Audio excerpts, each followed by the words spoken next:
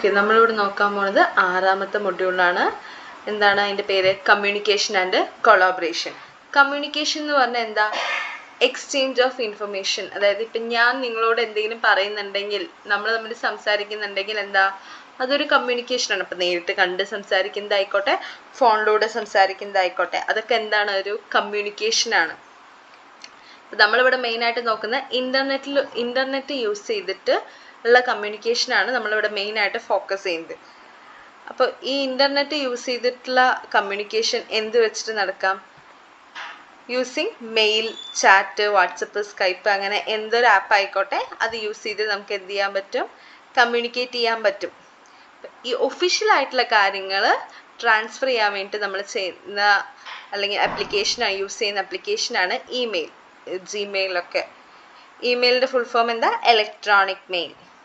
അപ്പോൾ നമ്മൾ email use ചെയ്തിട്ട് നമുക്ക് എന്ത് ചെയ്യാൻ പറ്റും? ടെക്സ്റ്റ് മെസ്സേജസ് ആയിക്കോട്ടെ, ഡോക്യുമെൻറ്റ്സ് ആയിക്കോട്ടെ, ഓഡിയോ, വീഡിയോ, വെബ് പേജസ് ഒക്കെ നമുക്ക് എന്ത് ചെയ്യാൻ പറ്റും? ട്രാൻസ്ഫർ ചെയ്യാൻ പറ്റും, അയക്കാൻ പറ്റും. ഇനി ഇമെയിൽ എന്ന് പറഞ്ഞാൽ എന്താ? An application that supports interchange of information between 2 or more persons. രണ്ടോ അതിൽ കൂടുതലോ ആൾക്കാരുമായിട്ട് ഇൻഫർമേഷൻസ് പാസ് ചെയ്യാൻ വേണ്ടിയിട്ടാണ് ഈ ഒരു ആപ്ലിക്കേഷൻ നമ്മൾ യൂസ് ചെയ്യുന്നത്. സാധാരണയായിട്ട് ടെക്സ്റ്റ് മെസ്സേജസ് ആണ് നമ്മൾ എന്ത് ചെയ്യുന്നത്? ഇമെയിൽ യൂസ് ചെയ്തിട്ട് ട്രാൻസ്മിറ്റ് ചെയ്യുന്നത്. Usually text messages are transmitted through email. പിന്നെ അതേപോലെ provides a faster way of communication in an affordable cost.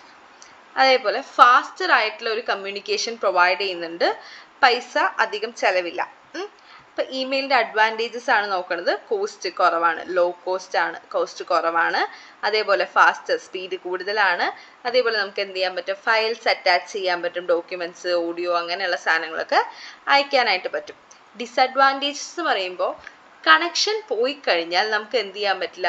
Email access ചെയ്യാൻ, ഓപ്പൺ ചെയ്യാനായിട്ട് പറ്റില്ല. കണക്ഷൻ ഉണ്ടെങ്കിൽ മാത്രമേ നമുക്ക് എന്ത് ചെയ്യാൻ പറ്റുള്ളൂ? ഇമെയിൽ ഓപ്പൺ ചെയ്യാൻ പറ്റുള്ളൂ. അതേപോലെ ഞാനിപ്പോൾ ഒരു മെയിൽ അയച്ചു, ആ മെസ്സേജ് അയാൾ എപ്പോൾ കണ്ടോ, കണ്ടില്ലേ, കണ്ടിട്ട് റിപ്ലൈ തരാത്താണോ, അതോ കാണാതെ റിപ്ലൈ തരാതിരിക്കുകയാണോ, എന്താണ്, അയാൾക്ക് കിട്ടിയോ, ഒന്നും നമുക്ക് അറിയാൻ പറ്റില്ല. അതായത് അയാൾക്ക് കിട്ടി എന്നുള്ളത് നമുക്ക് മനസ്സിലാവുന്നത് എപ്പോഴാ? അയാൾ നമുക്ക് തിരിച്ച് റിപ്ലൈ തരുമ്പോൾ അല്ലേ? അതാണ് മെയിൻ ആയിട്ടുള്ള ഒരു ഡ്രോബാക്ക്. ഇപ്പോൾ വാട്സപ്പിലൊക്കെ ആണെങ്കിൽ നമുക്ക് എന്ത് ചെയ്യാൻ പറ്റും? കണ്ടോ ഇല്ലയോ എന്നുള്ളത് നമുക്ക് അറിയാൻ പറ്റും. ഇതിൽ പിന്നെ അങ്ങനെ പറ്റില്ല. ഇനി ഇമെയിൽ അഡ്രസ്സ്. ഇമെയിൽ അഡ്രസ്സ് എന്ന് പറയുമ്പോൾ ഓരോരുത്തർക്കും എന്താണ്? വ്യത്യസ്ത ഇമെയിൽ ഐ ഡി ആയിരിക്കും. എനിക്കുള്ള മെയിൽ ഐ ഡി വേറെ ആർക്കും ഉണ്ടാവില്ല. അപ്പോൾ ഈ mail ID, email address അല്ലെങ്കിൽ mail ID, email ID എന്തിനു വേണ്ടിയിട്ടാണുള്ളത്? ഐഡൻറ്റിഫൈ ചെയ്യാൻ, യൂസ് ചെയ്യുന്ന ആളെ ഐഡൻറ്റിഫൈ ചെയ്യാൻ വേണ്ടിയിട്ടാണ് ഇമെയിൽ അഡ്രസ്സ് നമ്മൾ യൂസ് ചെയ്യുന്നത്, ഇമെയിൽ ഐ ഡി യൂസ് ചെയ്യുന്നത്. അതിൽ മെയിനായിട്ട് യൂസർ നെയിമും ഡൊമൈൻ നെയിമും ഉണ്ടാവും. അതിൻ്റെ നടുവിലൊരു @ സിമ്പലും ഉണ്ടാവും. യൂസർ നെയിം എന്ന് പറയുമ്പോൾ യൂസ് ചെയ്യുന്ന ആളുടെ നെയിം. ഇപ്പം എൻ്റെ മെയിൽ ഐ ഡി ആണെങ്കിൽ എൻ്റെ പേരായിരിക്കും സ്റ്റാർട്ടിങ്ങിൽ ഉണ്ടാവുക. ദെൻ @ സിമ്പൽ എന്ത് ചെയ്യും?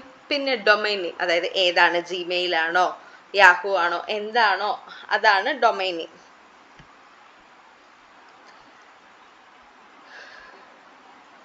ദെൻ അടുത്തത് ഒരു ഇമെയിൽ ക്രിയേറ്റ് ചെയ്യുന്നത് എങ്ങനെയാണെന്നാണ് ഇവർ പറയുന്നത്. ഇമെയിൽ ഒരു പുതിയതായിട്ട്, ഇപ്പം എനിക്കൊരു ഇമെയിൽ ഐ ഡി ഇല്ല, പുതിയതായിട്ട് ഞാൻ ക്രിയേറ്റ് ചെയ്യണമെങ്കിൽ എന്ത് ചെയ്യും? പുതിയതായിട്ട് ഞാൻ ക്രിയേറ്റ് ചെയ്യണമെങ്കിൽ എന്ത് ചെയ്യും? എൻ്റെ മെയിലിൽ പോയി, ഒരു മിനിറ്റ് ഗൈസ്, നെറ്റ് ഇല്ലാത്തതുകൊണ്ട് ഞാൻ വൈഫൈ കണക്ട് ചെയ്തോട്ടെ കേട്ടോ.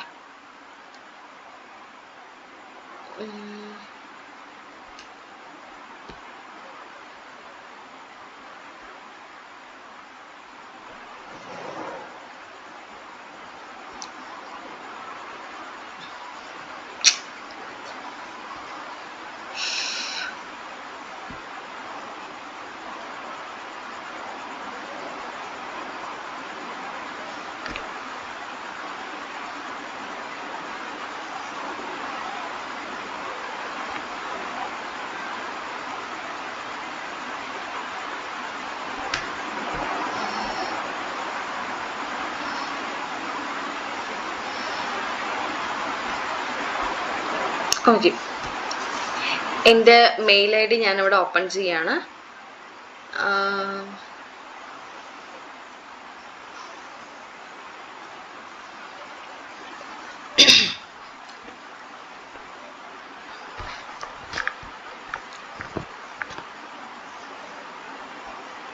ഓക്കെ, എനിക്കിപ്പോൾ എന്താ പുതിയതായിട്ട് മെയിൽ ക്രിയേറ്റ് ചെയ്യണം. അപ്പം എൻ്റെ 2 മെയിൽ ഐ ഡി ഇവിടെ ഉണ്ട്. അപ്പോൾ പുതിയതായിട്ട് ഒരു അക്കൗണ്ട് ക്രിയേറ്റ് ചെയ്യണം. അപ്പോൾ എന്താ ആഡ് അനദർ അക്കൗണ്ട് കൊടുത്തു. ഇപ്പം എനിക്ക് എന്താ മെയിലില്ല. അപ്പം ഞാൻ പുതിയതായിട്ട് ക്രിയേറ്റ് ചെയ്യുകയാണെങ്കിൽ ക്രിയേറ്റ് അക്കൗണ്ട് കൊടുക്കുക. എന്തിനു വേണ്ടിയിട്ടാണ്? എൻ്റെ പേഴ്സണൽ യൂസിന് വേണ്ടിയിട്ടാണ്. അപ്പം എൻ്റെ പേരും കാര്യങ്ങളും കൊടുക്കുക. നെക്സ്റ്റ്,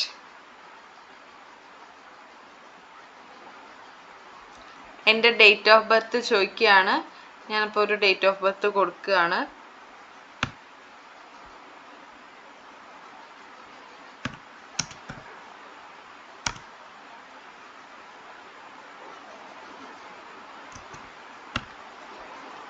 ജെൻഡർ കൊടുക്കുകയാണ് ഫീമെയിൽ.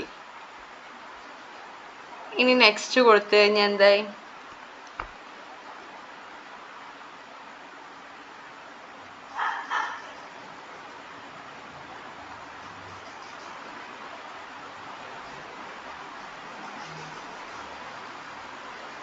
ഇപ്പം എന്താ ഞാൻ കൊടുത്ത പേരും ഡൊമൈൻ നെയിമും വന്നു. ഇപ്പം ഞാൻ കൊടുത്ത പേര് ഇങ്ങനെ ആയതുകൊണ്ടാണ് ഇങ്ങനെ വന്നത്.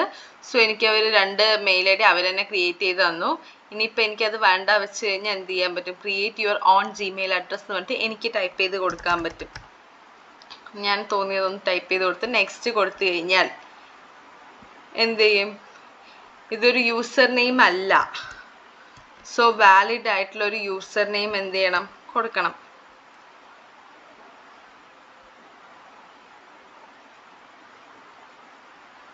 അത് ഞാൻ അവിടെ കൊടുത്ത യൂസർ നെയിം ഇതല്ലല്ലോ. അപ്പം എന്ത് ചെയ്യണം? പാസ്വേഡ് ഒന്ന് കൺഫേം ചെയ്തിട്ട് നെക്സ്റ്റ് കൊടുത്തു കഴിഞ്ഞാൽ ഈ ഒരു മെയിൽ ഐ ഡി ക്രിയേറ്റ് ചെയ്യും. എനിക്ക് ക്രിയേറ്റ് ചെയ്യേണ്ടാത്തതുകൊണ്ട് ഞാനത് ചെയ്യുന്നില്ല. ഓക്കെ,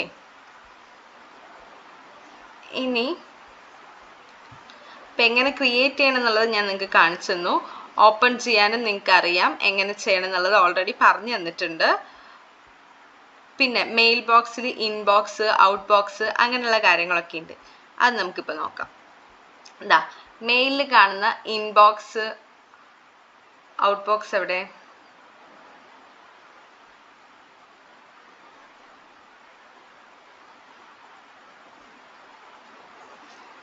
ഓക്കെ, ഇതിൽ ട്രാഷ് എന്ന് പറഞ്ഞാൽ എന്താ? നമ്മൾ ഡിലീറ്റ് ചെയ്ത മെയിൽസ് ഒക്കെ ഇതിലായിരിക്കും ഉണ്ടാവുക. ഞാനിവിടെ പ്രത്യേകിച്ച് ഒന്നും ഡിലീറ്റ് ചെയ്യാത്തതുകൊണ്ട് അതിലില്ല. സ്പാം എന്ന് പറയുന്നത് അൺവാണ്ടഡ് ആയിട്ടുള്ള മെസ്സേജസ്, അതായത് പരിചയമില്ലാത്ത സൈറ്റിൽ നിന്നൊക്കെ വന്നു കഴിഞ്ഞാൽ ആണ് ഈ സ്പാം ഉണ്ടാവുക. ദെൻ ഓൾ മെയിൽ, അയച്ചതും വാങ്ങിച്ചതും എല്ലാം എന്തുണ്ടാവും? ഞാൻ അയച്ച മെസ്സേജ് ആയിക്കോട്ടെ, എനിക്ക് വന്ന മെസ്സേജ് ആയിക്കോട്ടെ, എല്ലാം എന്തുണ്ടാവും? ഈ ഓൾ മെയിൽ എന്ന് പറഞ്ഞ സാധനത്തിലുണ്ടാവും. പിന്നെ ഷെഡ്യൂൾഡ് എന്ന് പറയുമ്പോൾ എന്താ? അതായത് ഇപ്പം നമ്മൾ എപ്പോഴാണോ മെസ്സേജസ് ഇത്ര മണിക്ക് പോകണം എന്ന് പറഞ്ഞു കഴിഞ്ഞാൽ ആ ഒരു ടൈമിലായിരിക്കും അത് ഡെലിവർ ആവുക. അങ്ങനെയുള്ള ഷെഡ്യൂൾഡ് ടൈമായിട്ട് നമ്മൾ അയക്കുന്ന മെസ്സേജ് അല്ലെങ്കിൽ നമുക്ക് കിട്ടുന്ന മെസ്സേജ് ഒക്കെ ആയിരിക്കും ഉണ്ടാവുക.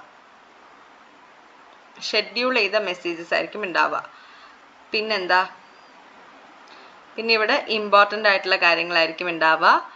ദെൻ ഡ്രാഫ്റ്റ് എന്ന് പറയുമ്പോൾ ഞാനിപ്പോൾ ആർക്കെങ്കിലും ഒരു മെയിൽ അയച്ചു, ആ അയച്ച മെസ്സേജ് സെൻഡ് ആയില്ലെങ്കിൽ സെൻഡ് ആവാത്ത മെസ്സേജൊക്കെ ഇതിവിടെ ഉണ്ടാവും.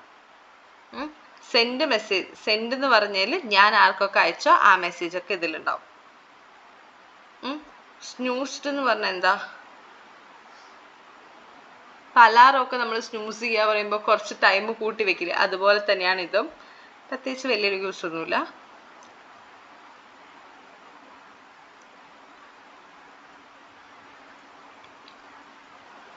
ഓക്കെ, ദെൻ സ്റ്റാർട്ട് ഇമ്പോർട്ടൻ്റ് എന്ന് പറഞ്ഞിട്ട് മാർക്ക് ചെയ്ത, അല്ലെങ്കിൽ ബുക്ക് മാർക്സ് അല്ലെങ്കിൽ ഫേവറേറ്റ്സ് ആയിട്ട് നമ്മൾ ആഡ് ചെയ്ത മെയിൽസ് ആയിരിക്കും ഈ ഒരു സ്റ്റാർട്ട് എന്ന് പറഞ്ഞ സാധനത്തിലുണ്ടാവുക. ഇൻബോക്സ് എന്ന് പറയുമ്പോൾ നമുക്ക് വന്ന എല്ലാ മെസ്സേജസും ഉണ്ടാവും. പിന്നെ അടുത്തതിലെന്താ? ഒരു മെയിലിന് റിപ്ലൈ എങ്ങനെ കൊടുക്കുക എന്നുള്ളതാണ്. റിപ്ലൈ എങ്ങനെ കൊടുക്കാം മെയിലിന്? അപ്പം എനിക്ക് വന്നൊരു മെയിൽ ഞാൻ എടുക്കുകയാണ്. ഇതിൽ റിപ്ലൈ കൊടുക്കുന്നത് എവിടെയാ? ഇവിടെ ഒരു റിപ്ലൈ എന്ന് പറയുന്ന ഓപ്ഷൻ ഉണ്ട്. അത് കൊടുത്തു കഴിഞ്ഞാൽ എന്ത് ചെയ്യാൻ പറ്റും? എനിക്കിങ്ങനെ റിപ്ലൈ ടൈപ്പ് ചെയ്യാൻ പറ്റും. എനിക്ക് റിപ്ലൈ വേണ്ടാത്തതുകൊണ്ട് ഞാൻ കൊടുക്കുന്നില്ല. ഇനിയിപ്പോൾ ഇവിടെ എന്താ? അവിടെ തന്നെ ഒരു ഫോർവേഡ് ഓപ്ഷൻ ഉണ്ടായിരുന്നു. ഇനിയിപ്പോൾ ഫോർവേഡ് ചെയ്യണമെങ്കിൽ ഈ മെസ്സേജ് ഫോർവേഡ് ചെയ്യുക, ആരുടെ മെയിൽ ഐ ഡിക്ക് ഫോർവേഡ് ചെയ്യണമെന്ന് വെച്ച് കഴിഞ്ഞാൽ അതെനിക്ക് കൊടുക്കാം. ഓക്കെ അല്ലേ? പിന്നെന്തായിരുന്നു? ഇമെയിൽ റിപ്ലൈ ചെയ്യാൻ എങ്ങനെയാണെന്ന്, ഫോർവേഡ് ചെയ്യാൻ എങ്ങനെയാണ്, ഫോർവേഡ് ചെയ്യുന്നത് എങ്ങനെയാണെന്നൊക്കെ കാണിച്ചു തന്നു. ഇനി സോർട്ടിങ് ചെയ്യാൻ എന്താ?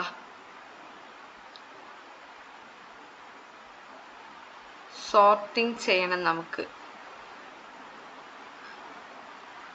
ഇപ്പം ഇതിലെന്താ, ന്യൂവസ്റ്റ് തൊട്ട് ഓൾഡസ്റ്റ് വരെ ആയിരിക്കും ഉണ്ടാവുക.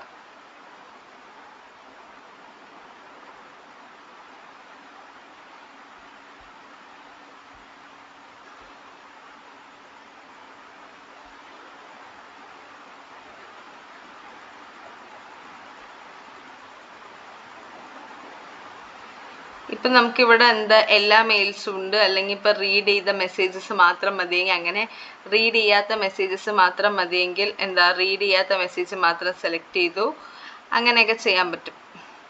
സ്റ്റാർഡ് മെസ്സേജസ് ആണെങ്കിൽ സ്റ്റാർഡ് മെസ്സേജസ് മാത്രം കാണിക്കും. ഞാനിവിടെ പ്രത്യേകിച്ച് ഒന്നും സ്റ്റാർ ചെയ്യാത്തതുകൊണ്ട് അതില്ല. അൺസ്റ്റാർഡ് മെസ്സേജസ് പറയുമ്പോൾ എല്ലാം കാണിക്കും, കാരണം ഏതും സ്റ്റാർ ചെയ്തിട്ടില്ലല്ലോ.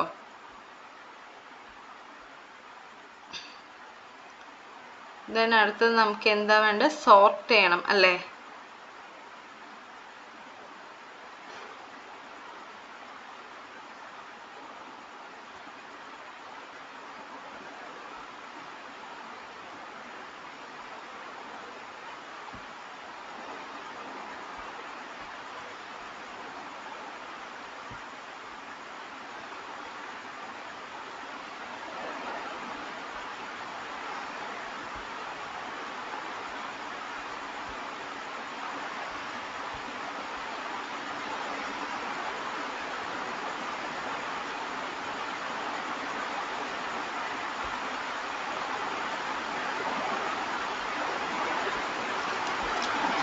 സോർട്ട് ചെയ്യാന്ന് പറയുമ്പോൾ എന്താ, അറേഞ്ച് ചെയ്യുക. അറേഞ്ച് ചെയ്യുക എന്ന് പറഞ്ഞാൽ ഇപ്പോൾ 1 തൊട്ട് 10 വരെ നമ്മൾ അറേഞ്ച് ചെയ്യുക പറഞ്ഞാൽ 1 2 3 എന്ന് പറഞ്ഞിട്ട് അറേഞ്ച് ചെയ്യും. അത് അസെൻഡിങ് ഓർഡർ എന്ന് പറയും.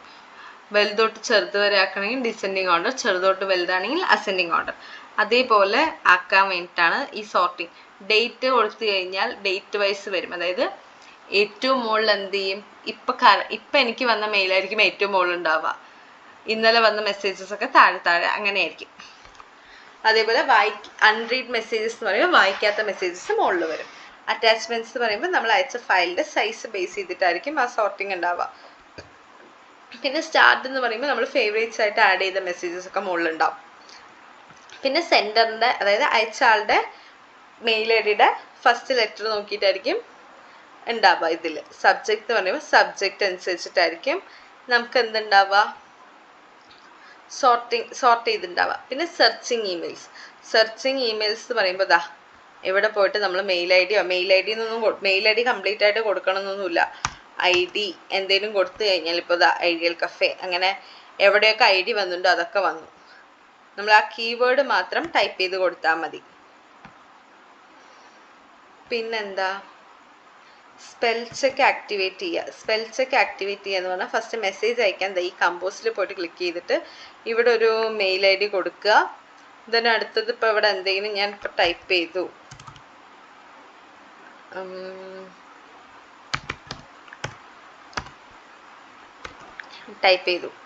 ടൈപ്പ് ചെയ്ത് കഴിഞ്ഞിട്ട് എന്താ എനിക്ക് സ്പെൽ ചെക്ക് നോക്കണം. ഞാൻ സ്പെൽ ചെക്ക് കൊടുത്തു.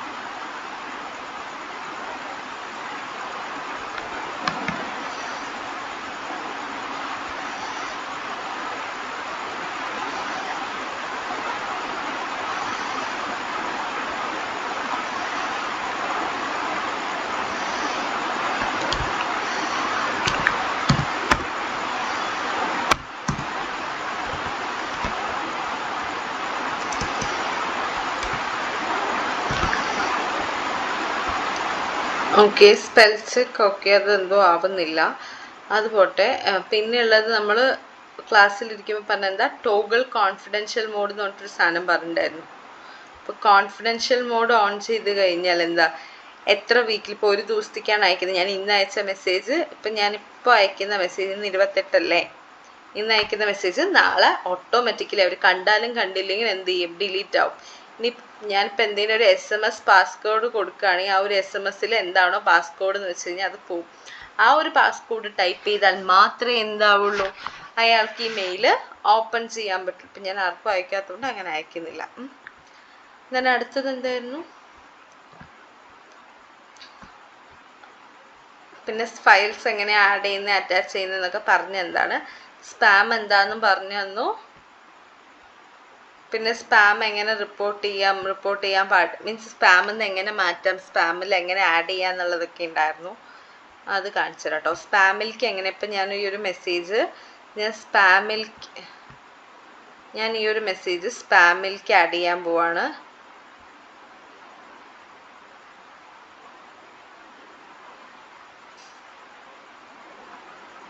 സ്നൂസ് ചെയ്യാൻ പറ്റും. സ്നൂസ് ചെയ്യാൻ പറഞ്ഞാൽ ഇത് വീണ്ടും നാളേക്ക് കിട്ടണം പോലെ ആവും. ഇനിയിപ്പോൾ എന്താ സ്പാം ആക്കാൻ പോകണം, add to spam. Mail open ചെയ്ത് ഇവിടെയുള്ള ഈ ഒരു സാധനത്തിൽ ഈ 3 കുത്തിൽ പോയി കഴിഞ്ഞ് കഴിഞ്ഞാൽ നമുക്ക് ഇവിടെ കുറച്ച് ഓപ്ഷൻ കാണാം. ഇതിൽ റിപ്പോർട്ട് സ്പാം എന്ന് കൊടുത്താൽ ഇതെന്ത് ചെയ്യും, ഓട്ടോമാറ്റിക്കലി സ്പാമിൽ പോയിട്ട് വരും. ഇനിയിപ്പോൾ സ്പാമിലുള്ള മെസ്സേജാണ് വെച്ചാൽ അതിനെങ്ങനെ മാറ്റും, സ്പാമിൽ ഇപ്പോൾ എനിക്ക് പ്രത്യേകിച്ച് മെയിലൊന്നും ഇല്ല. ഇപ്പം ഞാൻ ഫോർ എക്സാമ്പിൾ ഒരെണ്ണം നിങ്ങൾക്ക് വേണ്ടിയിട്ട് ആഡ് ചെയ്ത് തരാം, ആഡ് ചെയ്യാം. ഓക്കെ, ഇതെന്ത് ചെയ്യാണ്, റിപ്പോർട്ട് സ്പാം കൊടുക്കുകയാണ്. സ്പാം കൊടുത്തു. അപ്പം ഇനി എൻ്റെ സ്പാമിൽ ഈ ഒരു മെയിൽ ഉണ്ടാവണം. ഞാൻ ഇപ്പോൾ സ്പാമിൽ ആഡ് ചെയ്തില്ലേ, സ്പാമിൽ ആഡ് ചെയ്ത മെയിൽ വന്നു. ഇത്ര നേരം എൻ്റെ കയ്യിൽ ഒന്നും ഉണ്ടായിരുന്നില്ല. ഇപ്പം എന്ത് ചെയ്യും, സ്പാമിൽ ഈ മെയിൽ ഞാൻ സ്പാമിലേക്ക് ആഡ് ചെയ്തു. ഇങ്ങനെയാണ് ആഡ് ചെയ്യുന്നത്, റിമൂവ് ചെയ്യുന്നത്. റിമൂവ് ചെയ്യാൻ എന്ത് ചെയ്യണം, ഇത് ഓപ്പൺ ചെയ്യുക, ഇതവിടെ പോവുക,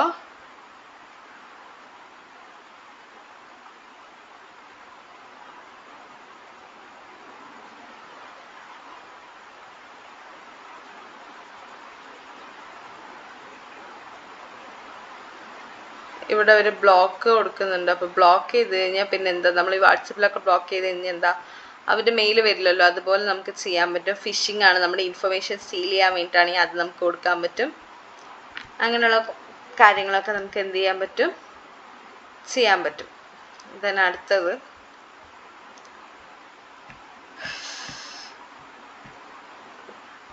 ഇൻസ്റ്റൻറ്റ് മെസ്സേജിങ്. ഇൻസ്റ്റൻറ്റ് മെസ്സേജിങ് എന്ന് പറയുമ്പോൾ അതായത് ഇപ്പം ഞാൻ അയക്കുന്ന മെസ്സേജിന് എനിക്ക് അപ്പം റിപ്ലൈ കിട്ടണം, അങ്ങനെയുള്ളതാണ് ഇൻസ്റ്റൻറ്റ് മെസ്സേജിങ്. ഇപ്പോൾ ഇൻസ്റ്റൻറ്റ് കോഫി എന്ന് പറഞ്ഞാൽ എന്താ, ഓൺ ദി സ്പോട്ട് ഇട്ടിട്ട് വരുന്ന കോഫീനിൽ ഇൻസ്റ്റൻ്റ് ആയിട്ടുള്ള കോഫി, പ്രത്യേകിച്ച് വലിയ പ്രൊസീജിയേഴ്സ് ഒന്നുമില്ല, പെട്ടെന്ന് നമുക്ക് കിട്ടും. അതുപോലെ ഇൻസ്റ്റൻറ്റ് മെസ്സേജിങ് എന്ന് പറയും, ഞാൻ ഒരാൾക്ക് മെസ്സേജ് അയക്കുന്നുണ്ടെങ്കിൽ അയാളും ഓൺലൈനിലുണ്ടെങ്കിൽ ഞാൻ അയക്കുന്നു, അടുത്ത സെക്കൻഡ് എനിക്ക് എന്താ റിപ്ലൈ കിട്ടുന്നു, അതെന്താ ഇൻസ്റ്റൻറ്റ് മെസ്സേജിങ് ആണ്. അതിനെയാണ് ഇൻസ്റ്റൻറ്റ് മെസ്സേജിങ് എന്ന് പറയുന്നത്. മെയിനായിട്ട് അതെന്താ, ഒരു പ്രൈവറ്റ് ചാറ്റ് ആയിരിക്കും. പിന്നെ അതിൽ യൂസ് ചെയ്യുന്നതാണ് സ്മൈലി. സ്മൈലി എന്ന് പറയുന്നത് എന്താ, അതിന് നമ്മൾ ഇമോട്ടിക്കോൺസ് എന്നും പറയും. അത് സ്മൈലി എന്ന് പറയുന്ന, സ്മൈലിയുടെ മറ്റൊരു പേരാണ് ഇമോട്ടിക്കോൺസ്. അതായത് ഇമോട്ടിക്കോൺസ് അല്ലെങ്കിൽ സ്മൈലി എന്ന് പറയുമ്പോൾ എന്താ, നമ്മുടെ ഇമോഷൻസിന് റെപ്രസെൻറ്റ് ചെയ്യാൻ വേണ്ടിയിട്ട്, കരയണതാണെങ്കിൽ കരയണതിൻ്റെ സ്മൈലി, ചിരിക്കുന്നതാണെങ്കിൽ ചിരിക്കണതിൻ്റെ സ്മൈലി, അങ്ങനെ ഉണ്ടാവും അല്ലേ. പിന്നെ സ്മൈലി എങ്ങനെ ആഡ് ചെയ്യണം എന്നുള്ളതൊക്കെയാണ്, അത് നമുക്ക് നോക്കാം.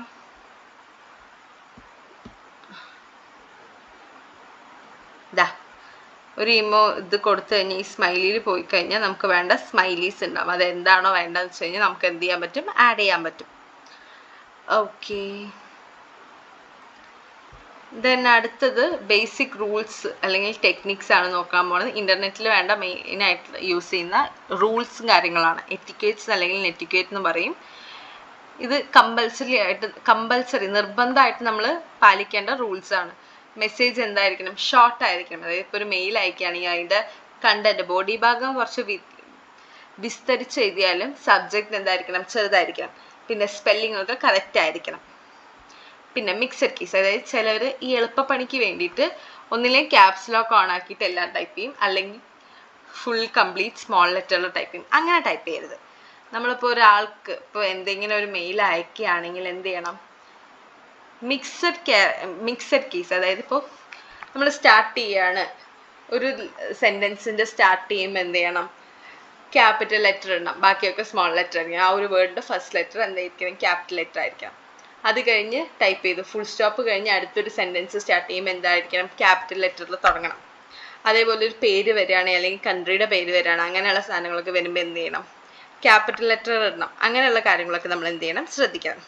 പിന്നെ സബ്ജക്റ്റ് ഞാൻ പറഞ്ഞു, സബ്ജക്റ്റ് എന്ത് ചെയ്യണം, ആ കണ്ടന്റ് നമ്മൾ എന്താണോ ബോഡി ഭാഗത്തിൽ ഉദ്ദേശിക്കുന്നത് അതിനെക്കുറിച്ച് കറക്റ്റായിട്ട് ഒറ്റ വേർഡിൽ അല്ലെങ്കിൽ ഒരു വരിയിൽ ഡിസ്ക്രൈബ് ചെയ്തിരിക്കണം.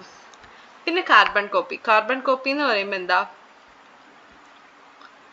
ഞാനിപ്പോൾ ഒരു മെയിൽ അയക്കുകയാണ്, ആ മെയിൽ ഇപ്പോൾ എനിക്ക് ഇത്ര പേർക്ക് കാണണം തോന്നിക്കഴിഞ്ഞാൽ, ഒന്നിൽ കൂടുതൽ ആൾക്കാർക്ക് കാണണം തോന്നിക്കഴിഞ്ഞാൽ ബാക്കിയുള്ളവരുടെ മെയിൽ ഐ ഡി ഞാൻ എന്ത് ചെയ്യും, ഇവിടെ എന്ത് ചെയ്യും, ടൈപ്പ് ചെയ്ത് വെക്കും. ഈ മെയിൽ ഐ ഡി ഇവിടെ ആഡ് ചെയ്യും, അപ്പം എല്ലാവർക്കും കിട്ടും. പക്ഷെ ഈ ഒരു മെയിൽ ഐ ഡി അയക്കുമ്പോൾ ഞാനിപ്പോൾ ഒരു 10 പേർക്ക് അയച്ചു കഴിഞ്ഞാൽ ആ കിട്ടുന്ന ആൾക്കാർക്ക് അറിയാൻ ഞാൻ ഈ 10 പേർക്കാണ് അയച്ചിരിക്കുന്നത് എന്നുള്ള കാര്യം. ബ്ലൈൻഡ് കാർബൺ കോപ്പിയും ഒന്നിൽ കൂടുതൽ ആൾക്കാരുടെ മെയിൽ ഐ ഡി ആഡ് ചെയ്യാൻ തന്നെയാണ്. പക്ഷെ എന്ത് ചെയ്യാൻ പറ്റില്ല, ഇപ്പം 10 പേർക്ക് അയച്ചാൽ ഈ 10 പേർക്കും അറിയില്ല മറ്റേ ആൾക്കാർക്ക് അയച്ചു എന്നുള്ള കാര്യം. പിന്നെ പേര്, നെയിം, താഴെ എല്ലാം കഴിഞ്ഞ് താഴെ നമ്മുടെ പേര് ടൈപ്പ് ചെയ്തിരിക്കണം, മെൻഷൻ ചെയ്തിരിക്കണം. പിന്നെ ആഡ് ചെയ്യുന്ന അറ്റാച്ച് ചെയ്യുന്ന ഫയലിൻ്റെ സൈസ് എന്തായിരിക്കണം, ചെറുതായിരിക്കണം. പിന്നെ ആവശ്യമില്ലാത്ത മെസ്സേജസ് ഫോർവേഡ് ചെയ്ത്, നമുക്ക് എല്ലാവർക്കും ഉള്ളൊരു ശീലമാണ് വാട്സപ്പിലൊക്കെ എന്തെങ്കിലും മെസ്സേജ് വന്നാൽ അത് തെറ്റാണോ ശരിയാണോ എന്ന് നോക്കാണ്ട് എന്ത് ചെയ്യും, അങ്ങനെ പിടിച്ച് ഫോർവേഡ് ചെയ്യും. അങ്ങനെ ചെയ്യരുത്. അപ്പോൾ നമ്മുടെ ഈ മൊഡ്യൂൾ കഴിഞ്ഞു. Thank you. എന്തെങ്കിലും ഡൗട്ട് ഉണ്ടെങ്കിൽ ചോദിക്കാം കേട്ടോ.